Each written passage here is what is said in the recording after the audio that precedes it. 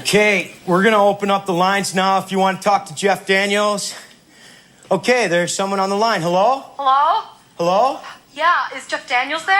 Yeah, he's right here. Go ahead. Yeah, hello. Yeah, Jeff, my name is Dawn, and, do you remember that scene in Arachnophobia when you went into that barn and you found that big spider?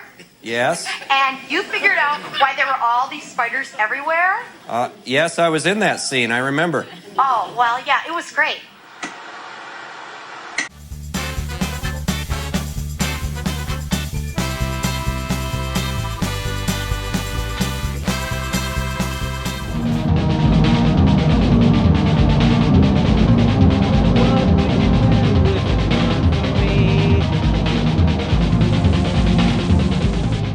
Recording in progress, says the lady.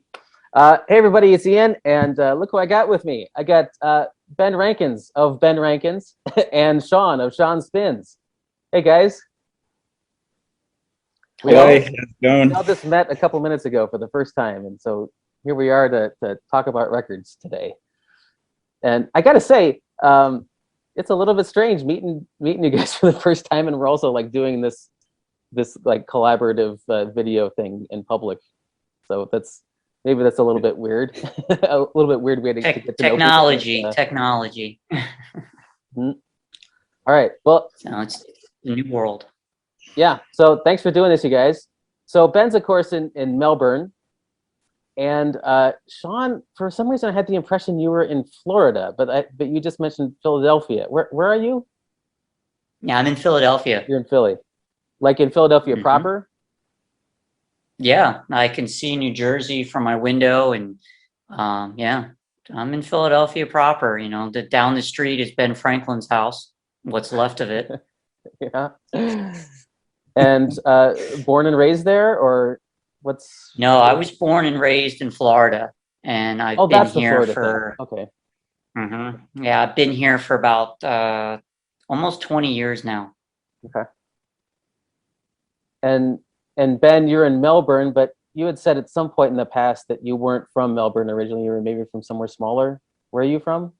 Yeah, I grew up in a small town, still in Victoria, which is the state where Melbourne is, but on the border of Victoria and New South Wales, which on the river there, which is just a tiny little place, which it's mainly sort of sheep and wheat farms around there and a little bit of dairy. And yeah, I've been in Melbourne. I moved down here in the early 90s, so and had a couple of years in the late 90s where I lived over in Perth, the most isolated city in the world, apparently. Yeah. But yeah, it was beautiful over there. I'd probably be still there if, as the story goes, if it wasn't for a girl. Gotcha. And if any of these are like out of bounds, you'd rather not say any of this stuff in public, just don't answer. That's all fine. But like I'm 45, I'll turn 46 this summer. How old are you guys? I'm 48 and I'm staring down the barrel at 50 next year. I'm 49 at the end of this year. Okay. Yeah. I'm 43 and I'll be 44 soon.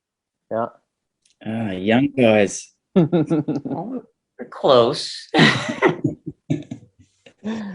Yeah, I remember back for 43.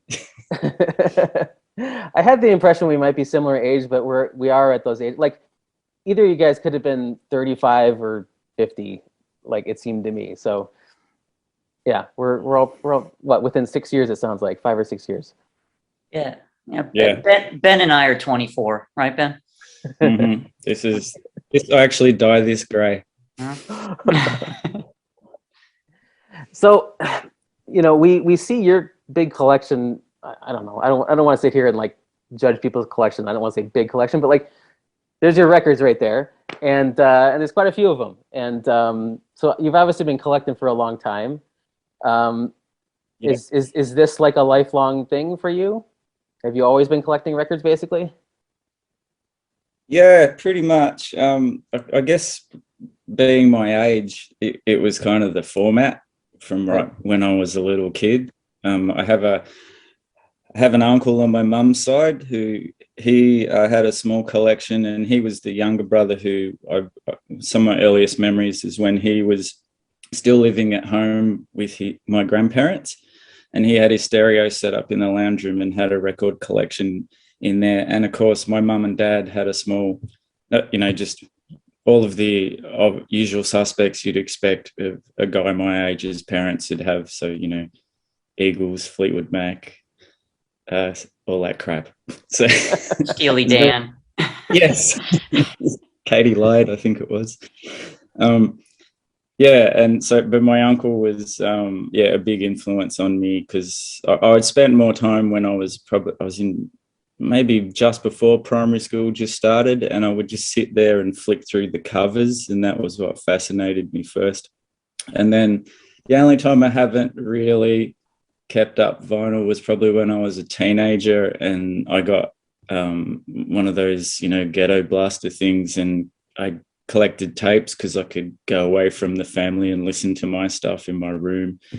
And then in the 90s, the indie stores over here, you could still get vinyl, but it was pretty scarce. So, I got a fair amount of CDs from that era as well. And it's one of the things I like recently, how there's a lot of those things which were just released on CD are being reissued now, which is cool. Yep. And what about you, Shaun? So like being just slightly younger. So like, I also am old enough to have experienced records when I was a kid. I was like maybe, 11 or something like that when my parents switched over to CD. So that's when I kind of made the switch over. What about you, being a year or two younger? Did you also grow up with records? Oh yeah. Yeah, we grew up with records and cassette, and I had an 8-track player in my room. Ben and I think we're talking about that the other day. So that clunking noise is still in my head when it would change tracks.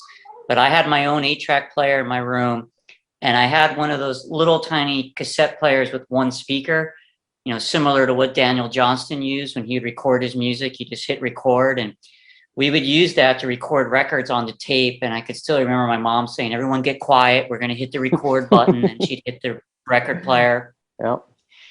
My dad had a really nice collection of records in a closet, and he also had all his comic books in there.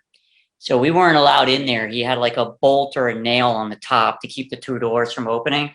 And I remember as I got older, the bolt like disappeared, and then it was like going into a store for me. And I would have friends come over and we would listen to different records. But similar to what Ben said, like, vinyl like disappeared pretty much from where I grew up, early 90s, and everything was like CDs and tapes, and I could afford tapes.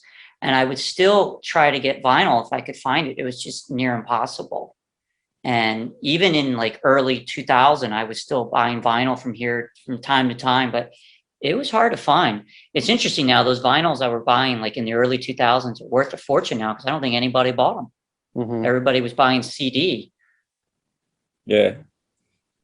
No, I'm scared to look at some of the prices of those things because, like you, I continued, through the late 90s and 2000s and pick up stuff on vinyl where I could. But I don't even want to know about that stuff. I just like playing them and just glad I got them.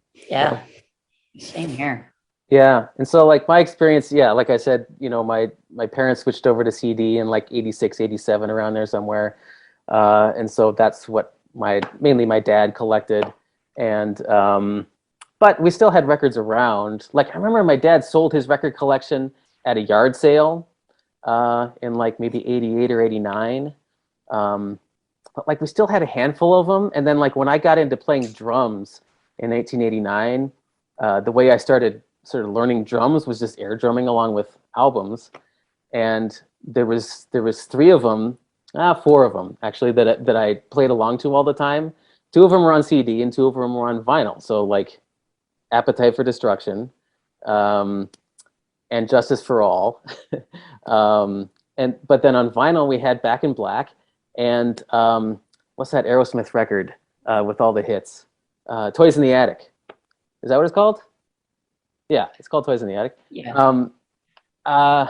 So, and that was still like in the early 90s and on my brother's turntable. but then around 96 or so is when I started, or that was the year I turned 20. That's when I started buying records again.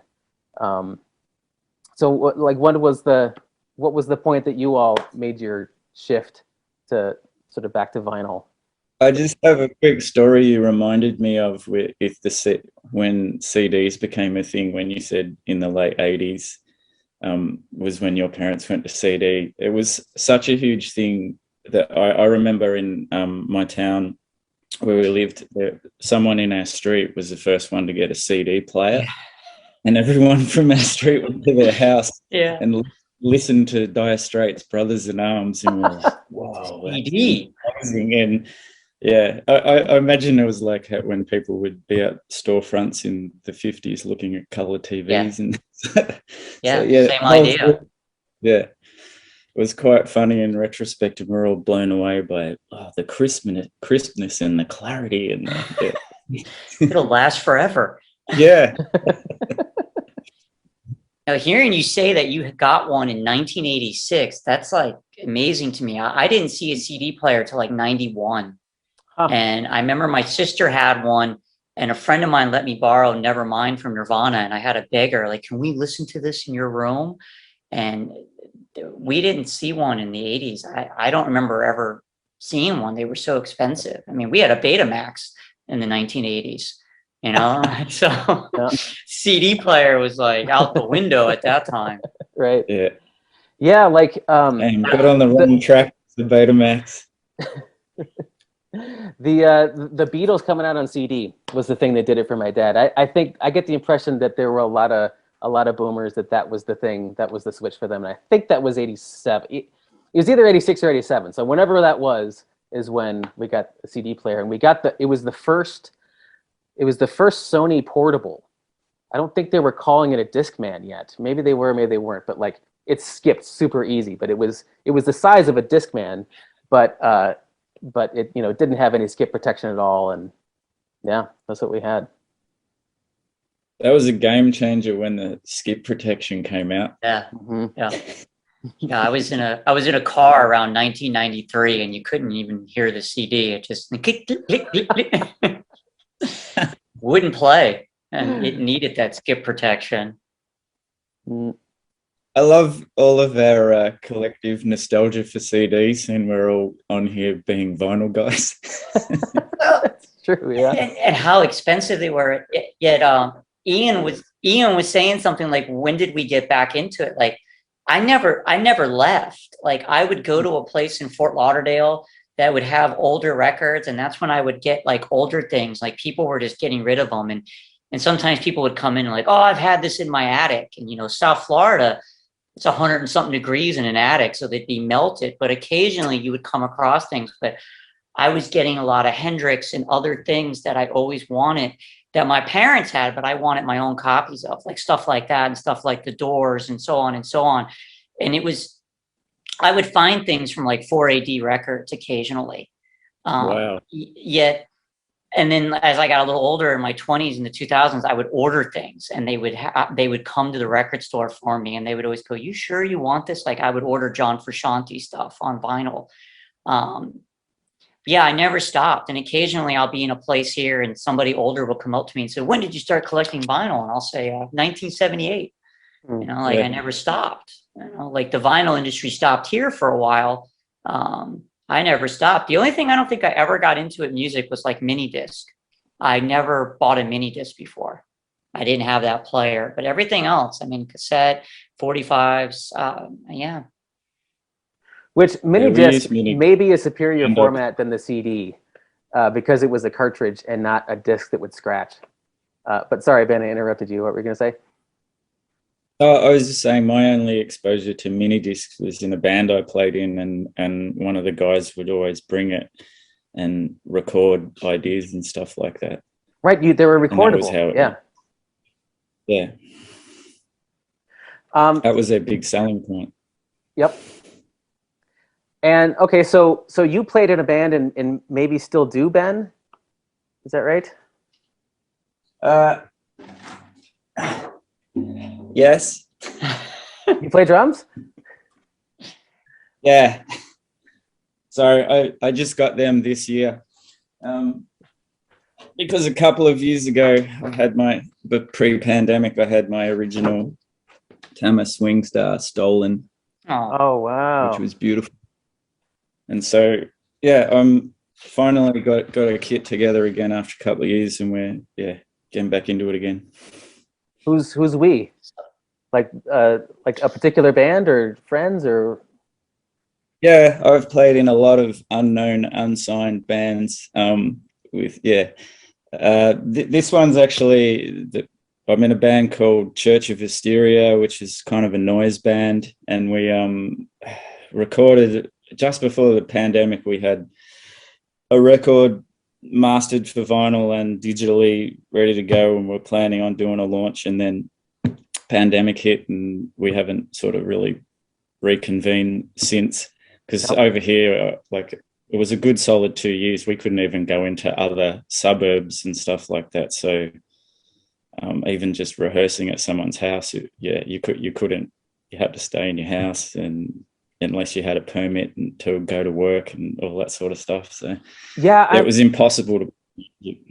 I'm super curious about, obviously in Australia, you all had a way different lockdown experience than we had in the States. In the States, it was this like kind of half-ass, 30-40% lockdown. We were serious about it at the beginning. Did school closures, did teaching via Zoom, but it didn't really take long for that stuff to kind of melt away. And it was never that serious of a lockdown, in my opinion. What I've heard about Australia is, pursued a no COVID policy, and that was fairly successful. Especially where I live in Melbourne. So what was your experience with that? So I guess eventually maybe you could also talk about what that meant for like record shopping, but more importantly, what was just sort of like your day-to-day life like? Well, I was one of the few people at my work who was required on site, because I work at a university library, and so we have lots of students who live on campus, and so they needed like a study space, and there's the Wi-Fi and all that sort of thing in the library. So they needed a skeleton staff to keep the doors open and accept deliveries and all that kind of thing. So my day to day, as far as I still had that routine of going to work, but it was very strange. It was, especially the first week, I remember I walked out the door and it was like, that movie 28 Days Later. Yeah.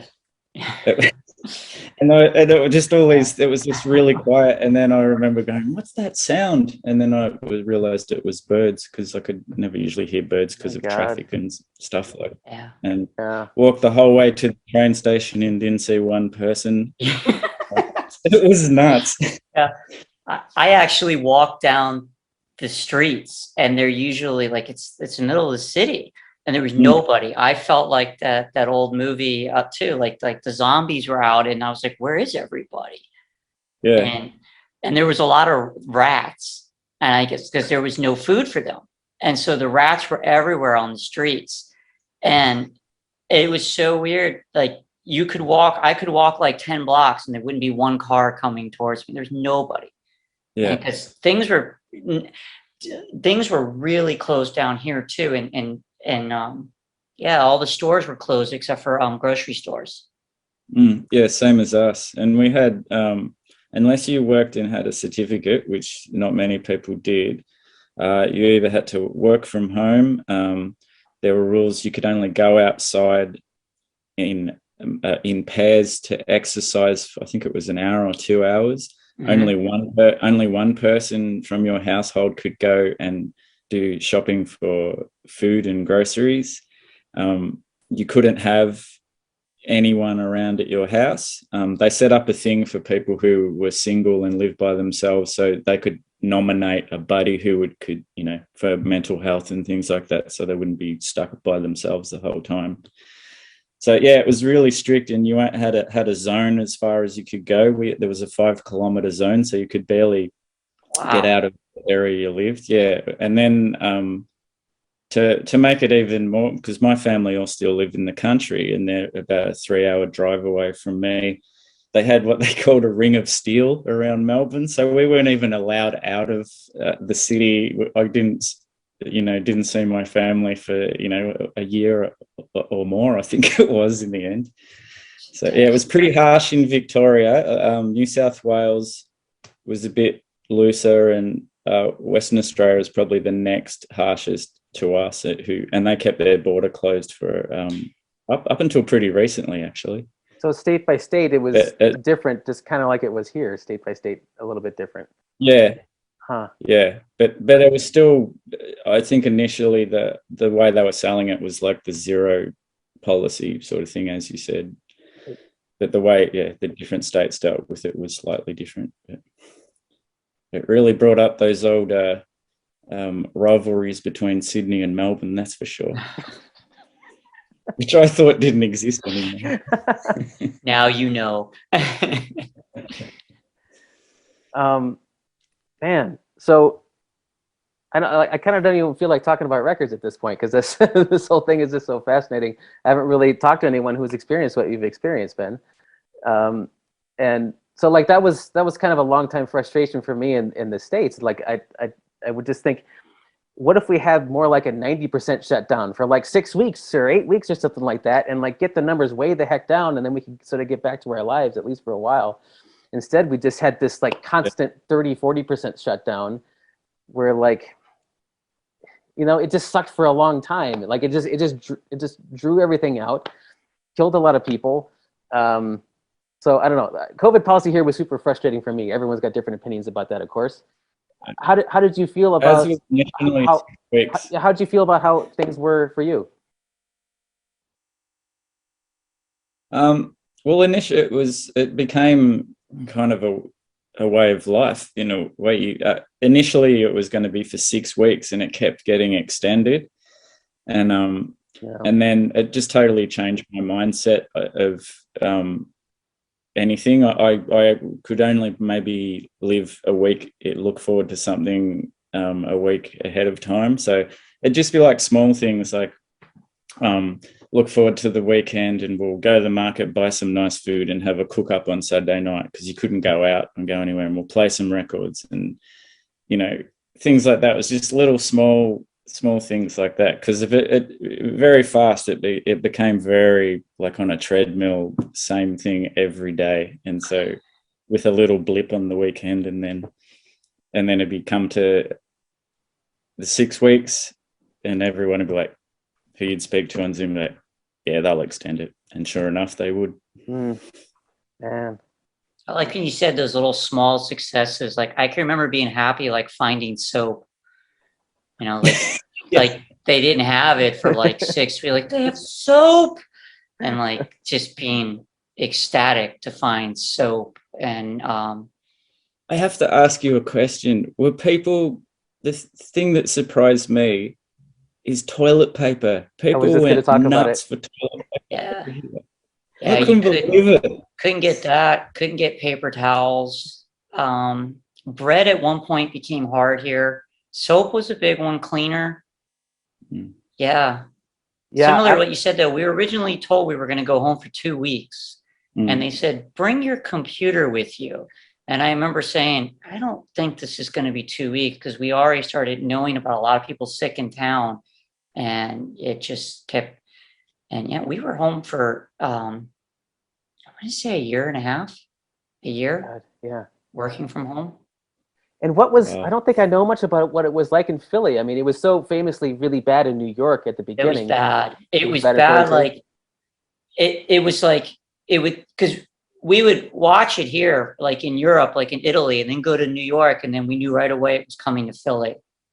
And, like I said earlier, like I could go down the street and there was no one. And the hotels were full of COVID patients because there was no room in the hospitals. Yeah. And it was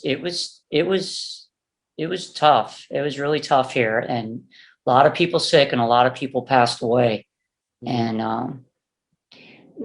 so like Ben said, I remember, like having these little moments, and I remember people would say, are you okay being home? And And I would say, growing up in Florida, we would be stuck at home sometimes because of a hurricane.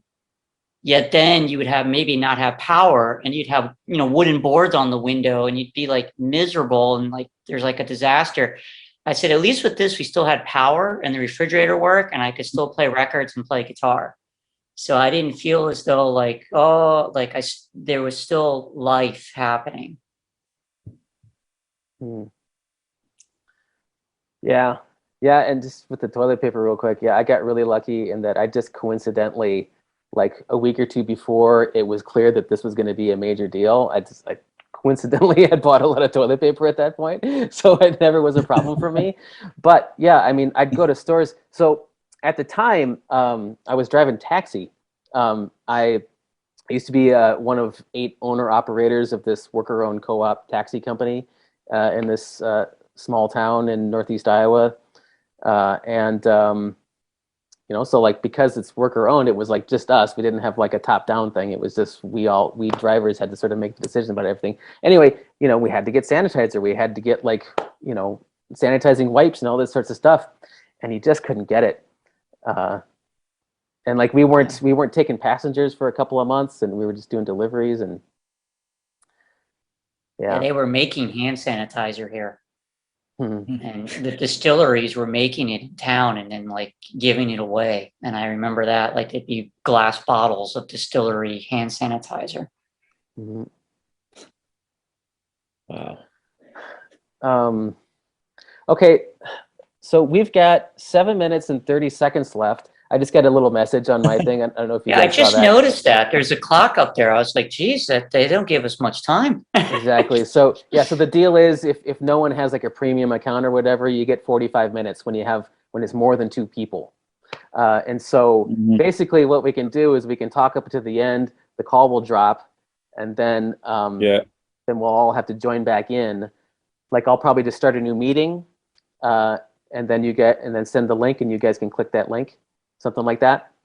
Yeah. And then there'll be 2 files that I'll merge together. That's what ended up happening for my last interview. Do we get paid for both? It's overtime. Yeah. The check's in the mail, Sean. Okay. Thank Maybe we you. should talk about some records as well. I don't know. Yeah, I mean, as much as I want to kind of bond with you guys about all the shit we've been through the last couple of years, that is kind of what people probably are interested in hearing about. So yeah, it probably seems trivial to talk about like how hard it is to get records, in comparison with at least 1 million people in the United States dying and worldwide many millions. But anyway, on that note, let's pivot to that. So my deal is, I live in the middle of nowhere, and I don't make it to record stores at all anyway. So like, things didn't really change in terms of how I get records. It's just mail order for everything. But I assume you guys have regular haunts that you couldn't really go to for a while. So like, how has that all played out for you guys? The one place near me, you could contact them and they would have it ready for you at the door. You weren't allowed to go in. You could pay online and they would leave you a bag to pick it up. I did do what you said, though. I did do some mail order early on. I don't like getting mail order because I find, for me, everything comes damaged usually. Only a few companies in my life have the things not come damaged, but there's a couple companies it's always damaged. So so I remember that you would call ahead or email ahead and they would have a bag there waiting for you. So They have similar things in Melbourne, Ben? Yeah, we had most of, because of Australia being such a big country, a lot of the independent stores are already set up pretty well online and ship a lot of stuff out. And I think a lot of them even do international deliveries as well before COVID. So that part, it was easy to adapt to that and get records that way. And because I was working on site and had access to the loading bay, I could just get them all delivered there. And that was fine for me. And in one circumstance, there's Greville Street Records. the guy, he literally drove around in his car and would deliver the records personally. Yeah. Cool. That's great. Yeah, and like you, Sean, there was a few of them where if it was within your zone, when we had the 5 kilometer rule, that store you could go and pick up. Yeah, and for us, like years ago, the big stores all like went out of business. Like we had Tower Records, and that went out of business, and it became another big place, and that went under. And it was pretty scary. Like 15 years ago, I thought a lot of the smaller places were going to go under too. And I'm glad they hung on. And because now they're sitting great, you know, because the vinyl industry is just doing well now. But there was a time I thought the little places in Philly were going to go under because the big ones, they left. It was getting so interesting with one of the big ones. They would take any record by the pound. So some of the little stores, what they would do is they would round up all these like box sets of classical music and just stuff that people might want to throw away. And they would take it in on a hand truck and they would weigh it by the pound and pay them. And I feel as though some of the smaller stores, that's how they survived. And then the bigger stores probably went under because they had boxes of records that nobody wanted, you know, and they thought they were sitting on a gold mine. Yeah, and you know, in the indie world, or at least in the indie rock world, like vinyl never went away, you know, and so, you know, I think indie stores and indie music kind of kept vinyl alive for many years. So, you know, the Tower Records and the big chain stores, like, you know, once it all went online, like they had no business being in business, basically. But, you know, the only people who were still buying physical stuff were the people who were going to indie stores anyway, it seems to me. I mean, I guess I'm just kind of guessing at that now that I think about it, but I don't know. Does that seem like does that seem somewhat true to you guys? Yeah, that's true. And indies have always done mail order as well. So as I said, they're already kind of set up for it and had the infrastructure, whether it was back in the old days of the 90s where you would literally, like when I was in Perth, I used to get mail order from a store called Go in Melbourne, and you would literally send it in the mail with your credit card details and a list of what you wanted. And then a week or two later, a package would turn up with a note of what had gone out of stock in the meantime while they were waiting for your letter to arrive, but we've got this on back order for you and blah, blah, blah, sort of thing. So, yeah, so they've always had to work out a way of doing things. Yeah, unfortunately down here there was probably about 4 or 5 really good ones which just couldn't hold on into that sort of like late 90s, early 2000s, which is even when CD sales really dropped as well, and they just couldn't get through. And the couple who did are growing great guns now, and then since then, there's been a whole heap of newer indie ones spring up in, you know, the last sort of 15 years or so, which has been great.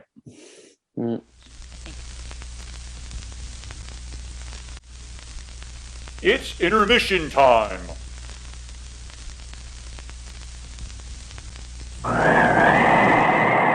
Hi, I'm Chili Dilly, the personality pickle. Packed in a jar for the freshest flavor. Served cold in a sack for you to savor. So dainty to eat, no muss, no fuss. An ideal snack for all of us. Crisp, tender, and tasty with a bit of spice. Buy one now. Taste how nice. Snack bar clerks will knock themselves silly, speeding your order for a real Chili Dilly. Notify the theater box office or concession manager.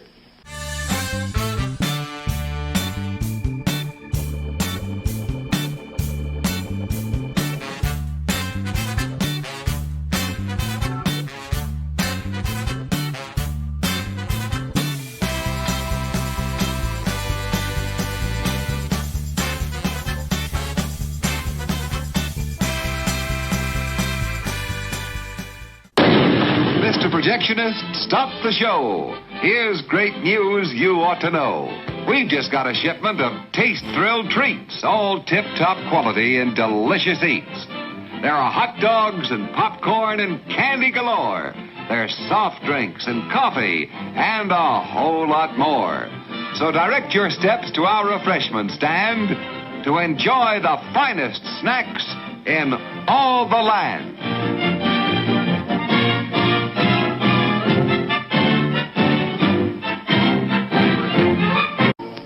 Show starts in 1 minute.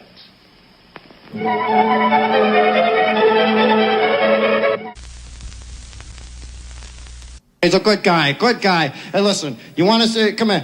Okay, we'll try it one more time.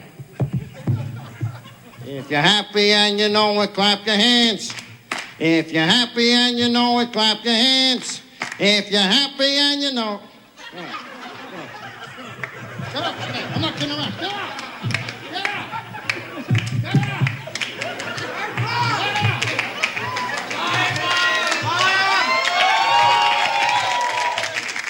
Wrap up my act. Can't take my act. Okay, let's give him another chance. Come on. Let's give him another chance.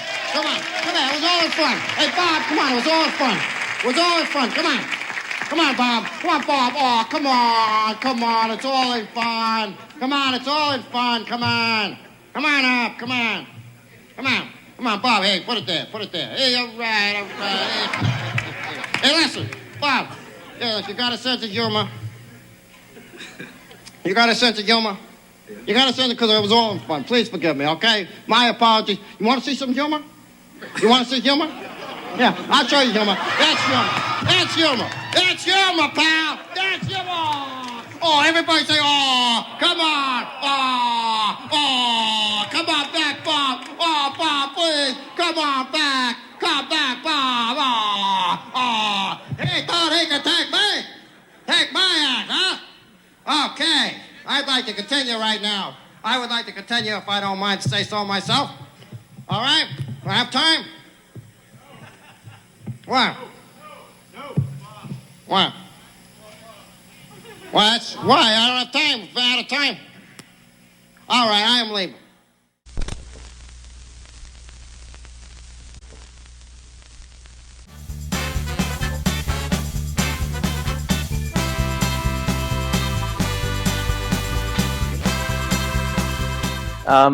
Okay, we're back. I think I got a different configuration of where we are. I think I was on the bottom before. Anyway, what were we talking about, guys? Records? Yeah, delivery, what it was like. Oh yeah. So all right. So I was telling you guys that I got back into vinyl in '96. That was kind of precipitated by the first band I was in. We put out a 7-inch. I was in this hardcore punk band called Splayed Innards, and like we didn't have record. None of us in the band had record players, I don't think, at that point. But like it was just clear to us that like that was still a viable format in 1996 if you're playing hardcore. So we put out a 7-inch, and that was kind of like the first step. And then and then I was in Iowa City, which is like the little university town of my state in Iowa, and so like 60,000 people, so not really a lot of people, but because it's a university town, there was a record store. Actually, there were 3 record stores, so you could get records, and that was really sort of the catalyst for me. It was just like, yeah, being in a situation where I was in a band putting out a record, and I could get records, and I started getting them. And back then, it seems incredible now, but back then, like it was just like a really cheap way to get music.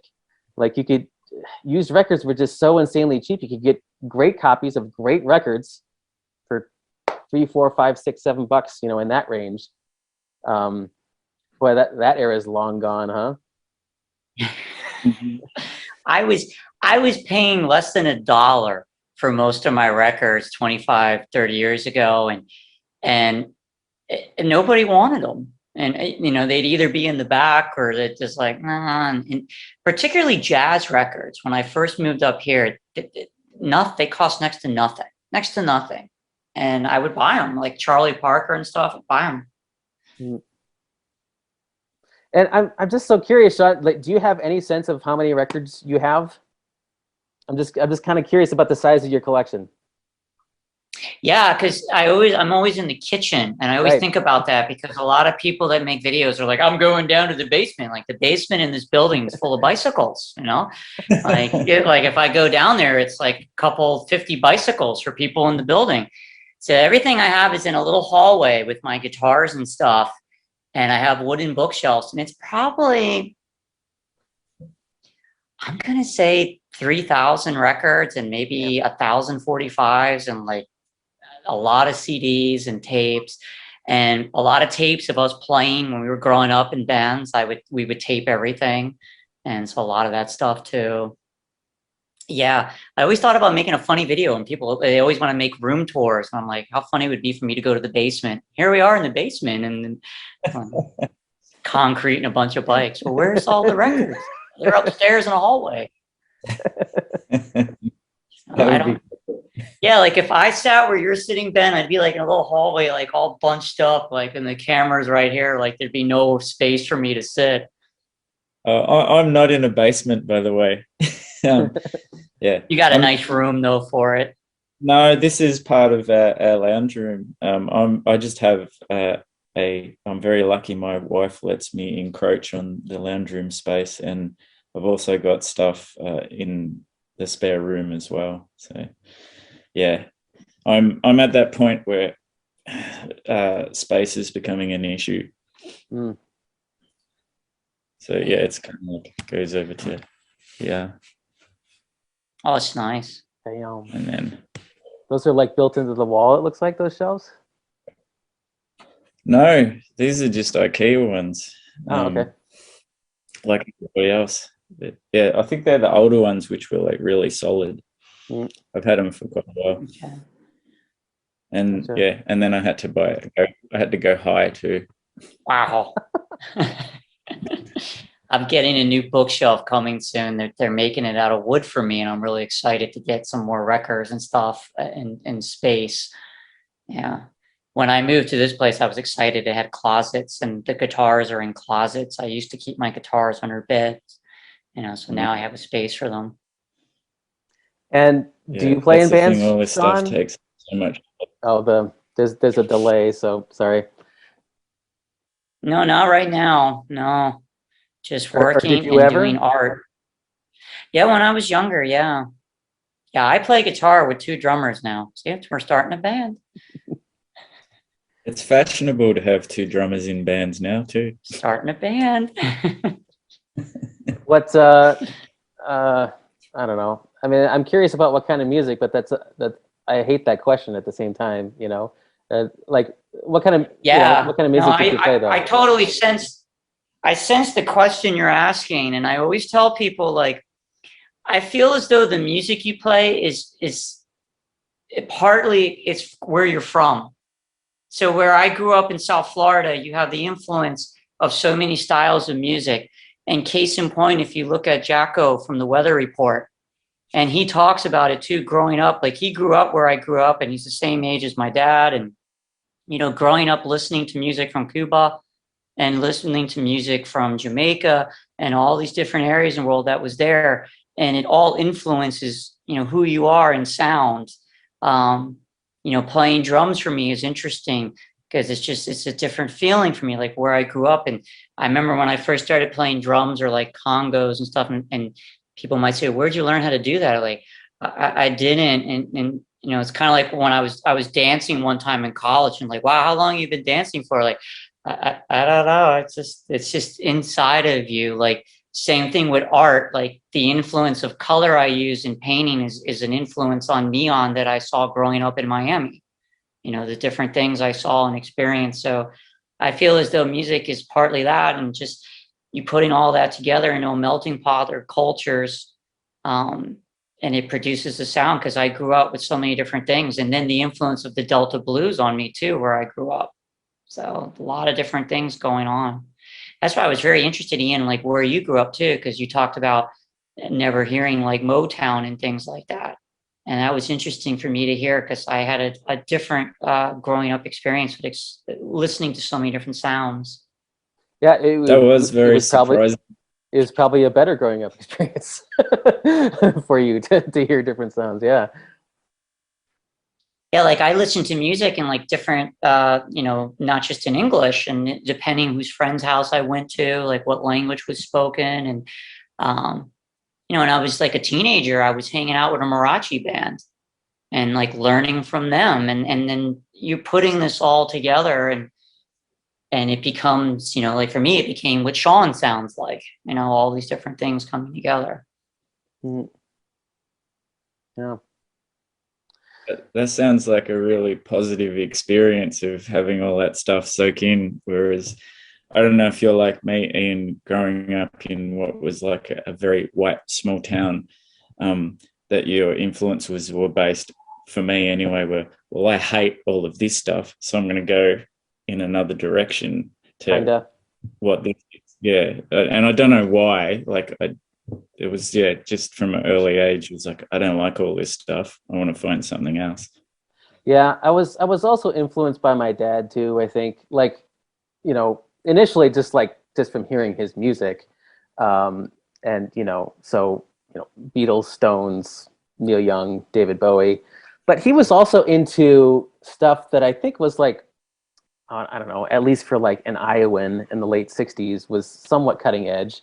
Like one of his favorite bands is Spirit. You guys know Spirit at all? Yeah. Yeah. And well, I'm kind of blanking now, but like he liked stuff that wasn't necessarily the most popular stuff at the time. Yeah. And so I think that particular attitude from my dad of like he kind of sought out the good stuff, or at least what he viewed as being the good stuff, like despite the limitations of being in fucking Iowa.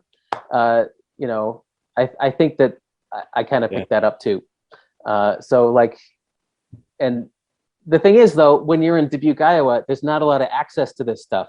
You got, you know, it's not easy to figure out, because, you know, on the radio is just classic rock. MTV was a big influence for me.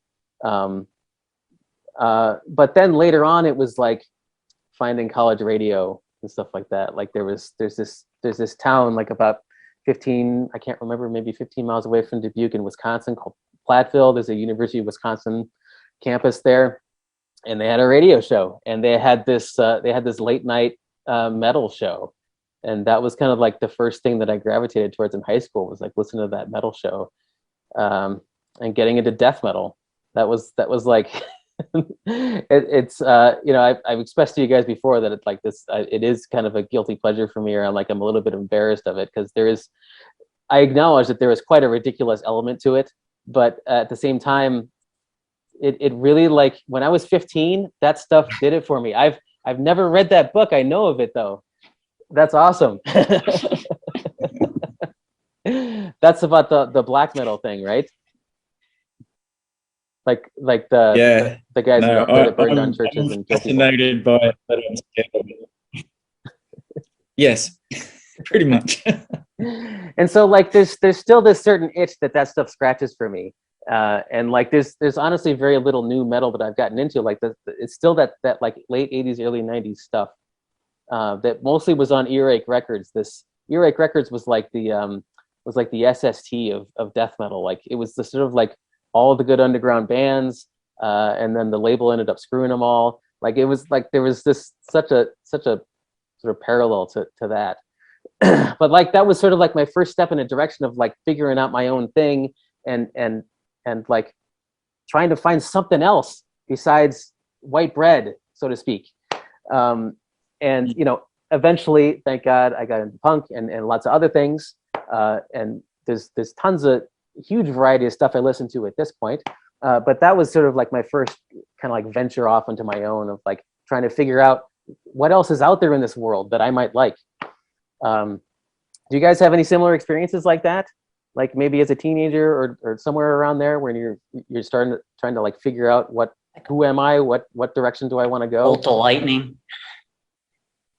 Yeah, for me, like I said, my dad was a huge influence because he's really into music, and he liked odder things too, like bands like Frigid Pink, and he really liked Pink Floyd. And however, for me though, like a big thing that changed for me was a friend of mine gave me a cassette tape when I was in 8th grade, and it was mostly like all hardcore punk rock.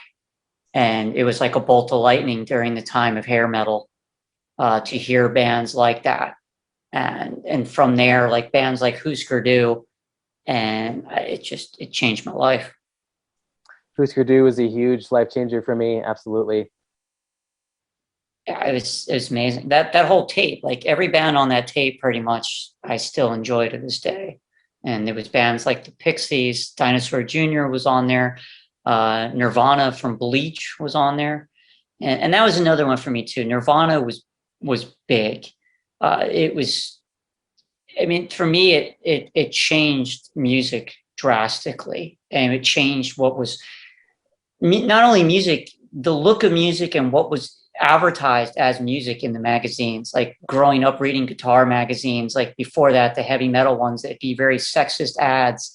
Totally. And when Cobain got popular, those advertisements just about disappeared until about, I'd say about 5 years after he passed, they started coming back into the magazine. So it was nice. And the thing I loved about Cobain too, not only he played guitar with such emotion, with just a DS1 distortion pedal, and he also did art. And to me, that was a big deal, being a musician and an artist and doing your own art on your things. Like that was amazing to me.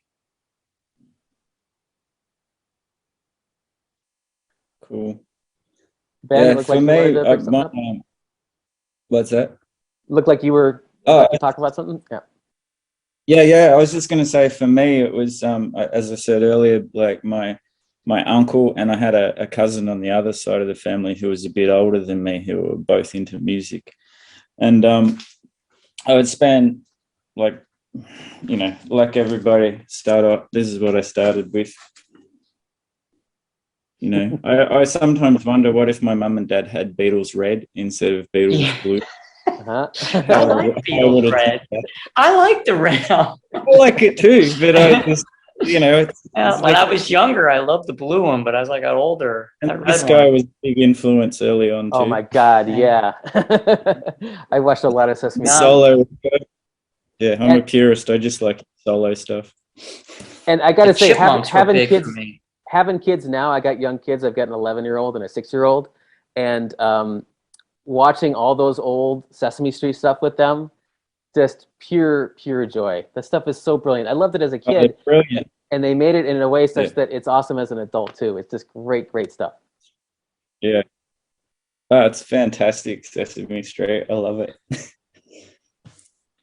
And another big one for me was, I don't know if you know this Australian band, Skyhooks. No, I don't. My uncle gave this to me. They were kind of like a hard rock, but don't think of like AC. I love AC/DC, but not that kind of hard rock. Bit catchier songs. And what was different about them is, as far as I can remember, they were the first Australian band that I know of that sang about Australian stuff. Because previously, before that, what you heard was weird. Like, for example, I don't know, like Little River Band and stuff, talking about all these places in America, which I had no idea where they were and things like that.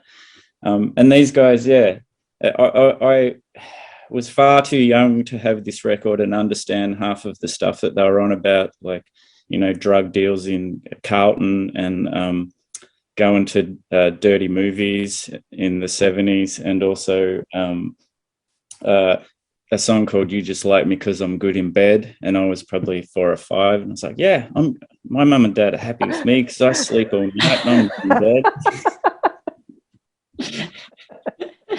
You didn't wet the bed. And I was good in bed. So yeah, I used to listen to this a lot, and I think it was years and years later when the penny dropped, and I was like, oh, I was like 5-year-old singing "You Just Like Me Because I'm Good in Bed." That's why all the adults would laugh at me. And of course, AC/DC. The funny thing to me is, I can't think of AC/DC without Bon Scott, because I'm just old enough to remember that, you know, like late, I think I was just started primary school in 79, 80, something like that. And so they were still very prevalent over here. And of course, what little kid would not be impressed by that. But then the thing that like set me off on another path was like that was sort of stuff which was kind of my music at home, and my uncle made me like this amazing mixtape which started with Stay Off This. There was the song on there. It was followed by Can't You Hear Me Knocking, which I couldn't believe it was the Rolling Stones because I'd only heard Satisfaction on AM radio, I think, up until that point. And that's the MoFi, huh? This is where that's the Mobile Fidelity, right? Yeah. What do you think? Yeah, I couldn't believe it. I saw it in Greville Street Records a couple of years ago. I thought, I'll have that. Thank you very much. Do you like it? Is it good? It's really good. Yeah, it's like it's of that era where it's probably a bit it's a bit thinner in the bass than probably the modern ones, but yeah, it's pretty damn good. Mm-hmm. So. And this is where things got weird, which I think sent me on like a different path. Was like he also put No Thugs in Our House of XTC English Settlement. Love that shit. Senses Working Overtime was a video I remember quite well as a kid. I heard that growing up. Oh, okay.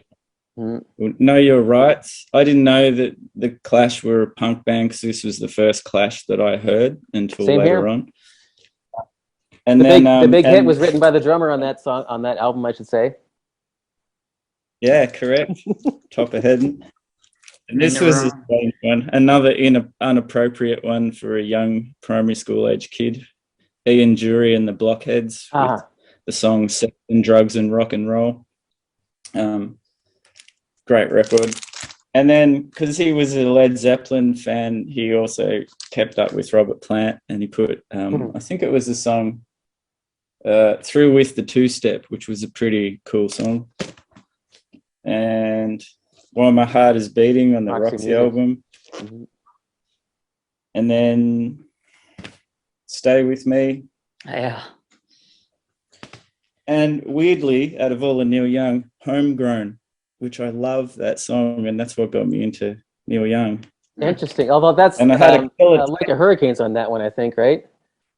Yeah, it is. And my other favorite was I had a tape with this on one side and that on the other, the two Midnight Oil album, which were they were before Diesel and Dust and Blue Sky Mining, which I think they're the ones which broke them sort of internationally. And when these came out, there was this concert they played on TV of the Oils in the Water. It was On the Water, it was called, where they played in Sydney Harbour, and it was just unbelievable. They were such a intense, amazing live band. Like, they're brilliant. And I saw them again a couple of years ago when they were reformed, and they were incredible, still just as good as I imagine. You mentioned that. So that was video. Kind of yeah, like I only know them from their international hits, basically. So I didn't really know that they were like just an awesome rock band, basically live.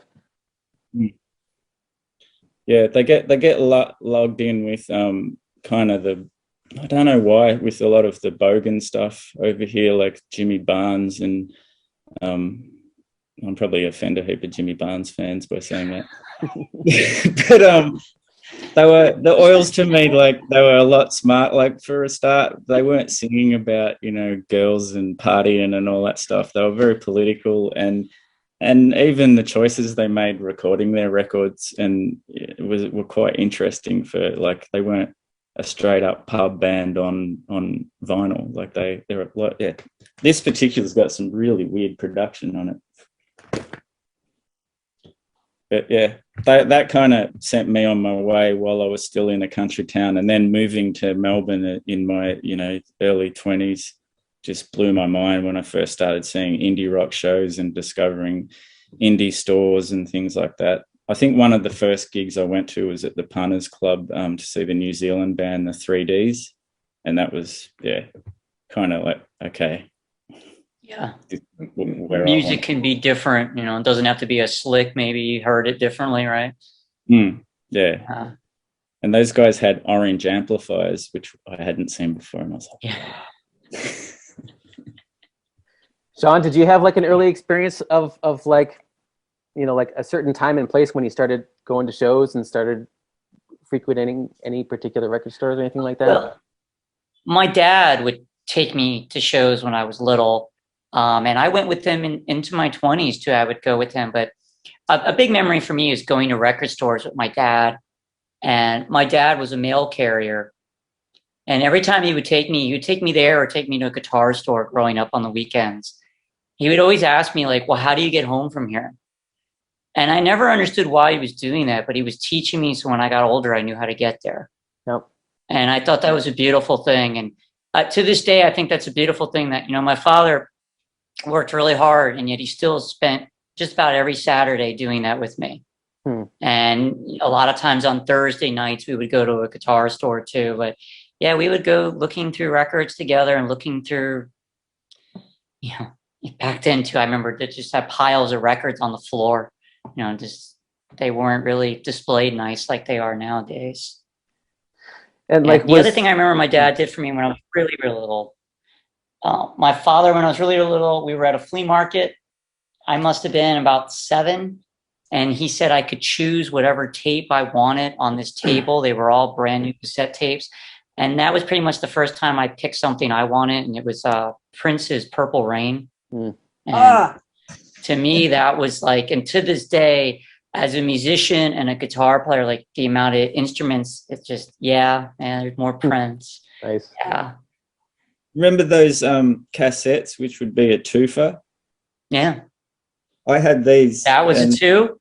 Yeah. And it was like 2 albums of falsetto Prince. It was amazing. Yep. I still I don't know what made me pick that one, because before that, I remember listening to Quiet Riot a lot on a 45 and Billy Joel. Yeah, for some reason that day, that Prince was what I wanted. And it probably had just come out. And I listened to that so much on that little tiny tape deck I had. It was a lot different than listening to the Chipmunks on 8-track. And what about when you remember? Oh, go ahead, Ben. Yeah. On the Prince album, Shaun, Purple Rain, again, too young to understand, but I knew that, I should turn this down when my mum's in the room, whenever Darling Nikki was on. I knew I just had that sense of, I'll turn this one down. I thought I was the only one. It's funny to hear that both you say that, because I had a few albums that I had in my life that I would turn them down because I was afraid my parents would get upset. Like, what in the world? Yeah. There's a few bands. One in particular, was a Chili Pepper song too, and I was like, let's turn that down a little bit. Mm-hmm. Yeah, even his guitar influenced me. There's a guitar I keep at work that looks just like his, butterscotch Telecaster looking guitar with the black pick guard. It's just like his. First time I saw that was almost 40 years ago, and it's still stuck in my mind. It's unreal. Shaun, I was wondering about when you moved to Philly. Was that any kind of a new cultural experience too? Like I kind of had this. I'll talk about it in a minute, but I had this experience of moving to a big city in my early 20s, and that was also another big kind of opening up of things, kind of like Ben talking about when he moved to Melbourne. Did you have a similar experience with Philly at all, or not really? Well, what I thought was interesting about Philly, when I left South Florida, there was a lot of house music being played and a lot of DJs. So when I would play guitar, sometimes I would play along to that music, or I would help somebody with that. I would play along with the DJ. So when I came here, it was more of more punk rock, I would say, and more singer-songwriter kind of stuff too. And there's a lot more venues. Down there's more dance venues. Here, there's a little church or this place. There's just so many more places for music. And when I first got here, for breakdancing too, because I would go to things like that. When I first moved here, I lived in a whole house of breakdancers. And originally they wanted another breakdancer. And I told them, I was like, well, I play guitar and I make art. And they're like, okay, you can move in. So it was me and the whole house full of breakdancers. And I would hang out with them and go to events. And so that was the biggest thing for me, that there was more places and more things going on compared to, because South Florida is pretty much the start of where voguing came from, or Madonna, with the different sounds and stuff. So, and like I said, that was an influence on me too. So yeah, I see the countdown is back. I know, what bullshit. Just let me say real quick. So yeah, my big city experience was moving to San Francisco when I was 22.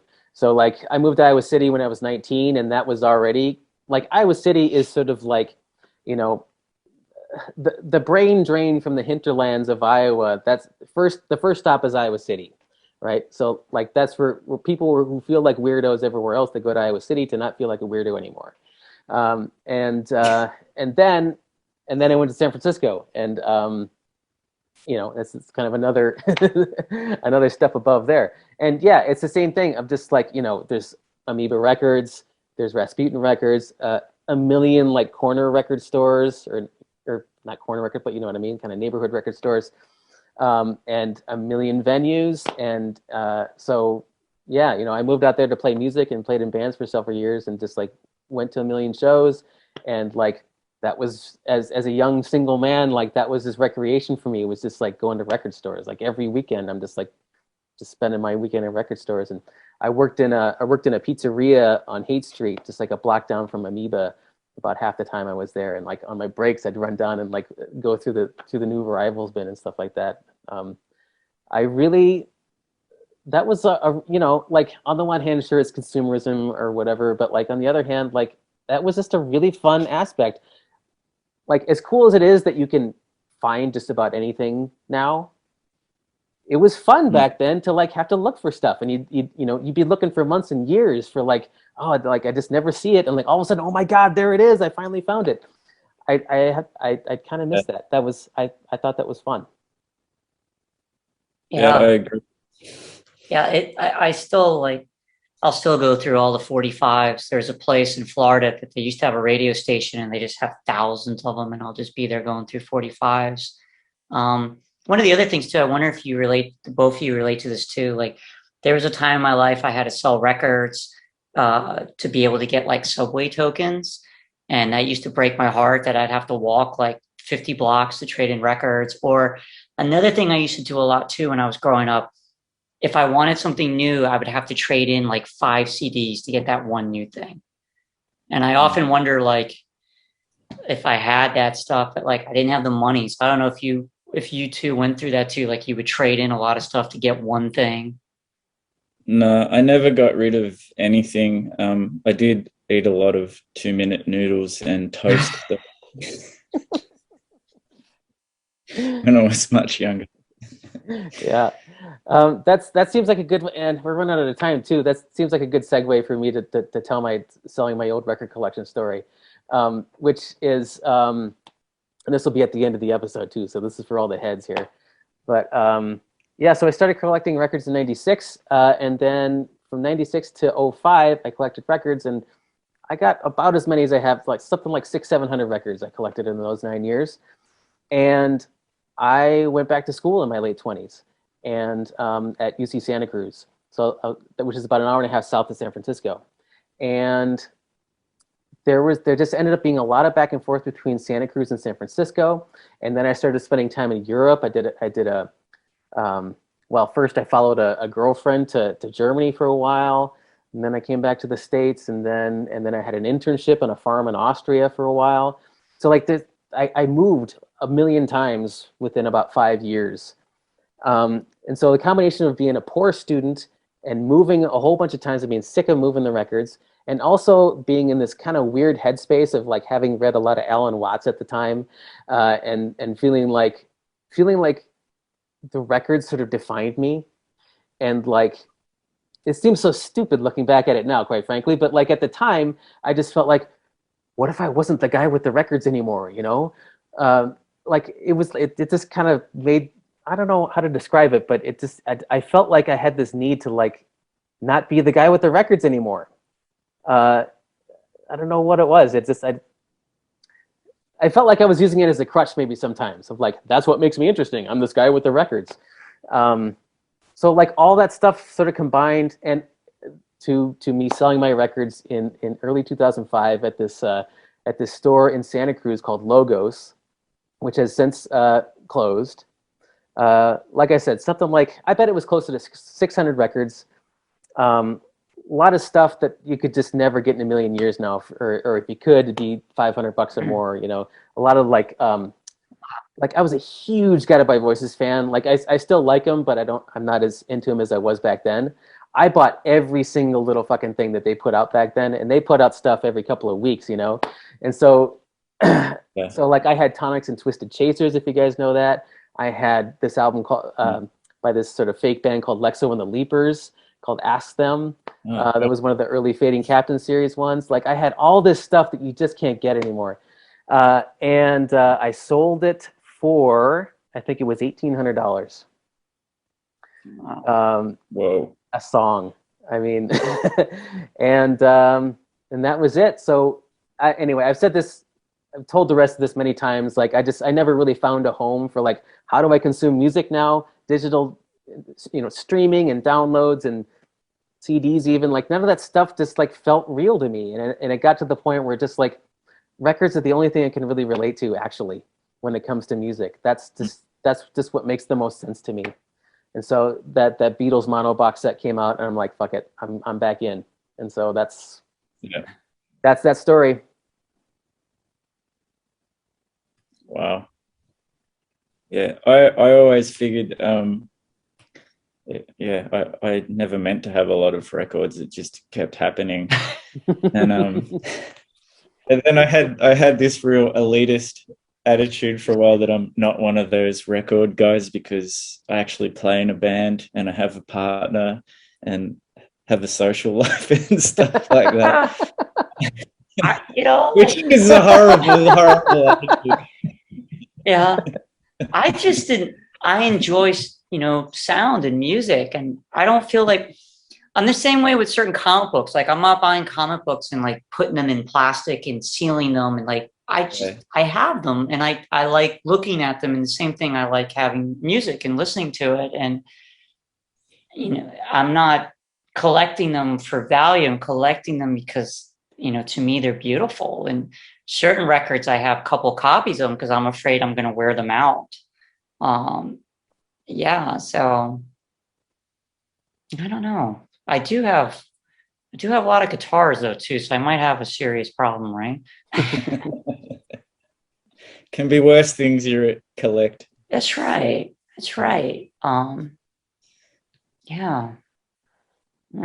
Okay. It has been nice though, talking to both of you and meeting you both this way. Yeah. Likewise. Yeah. So you guys can probably see we're down to less than 2 minutes now. Yeah, you know, like, so, you know, I just started making these videos at the beginning of the year. And, you know, quickly, you know, Ben started commenting on my videos, and you, Shaun, started commenting on my videos, and yeah, it's just been cool. This, like, we kind of meet each other in the comments, and so quite frankly, it just got frustrating for me. I thought, like, I like these guys. I'd like to get to know them. And like, how much can you get to know someone in the comment section of YouTube? So I'm glad we got a chance to do this. It's awesome. It's really great meeting you guys and having a chance to shoot the breeze. Yeah, and thanks so much for reaching out. That was great. Thank you. We should do it again, though. It's nice. It's totally, sure. Like I said, it's definitely different, right? Not just being in a comment section or listening to our videos. You know, we can actually go back and forth. It's beautiful. Yeah, I'm totally happy to do it again. Make... And it's actually not as hard as you might think. You know, like, you know, it's evening for you and me, Shaun, and it's tomorrow morning for you, Ben. So it actually kind of works. In the future. Anyway, so this will stop any second. So maybe I should just say thanks a lot, you guys. That was awesome. Thank you, Ian. Thanks, Shaun. That was fantastic. Thank you. All right. Take care. All right. So long. Be seeing you. Right back at. Bye. Bye-bye. Bye.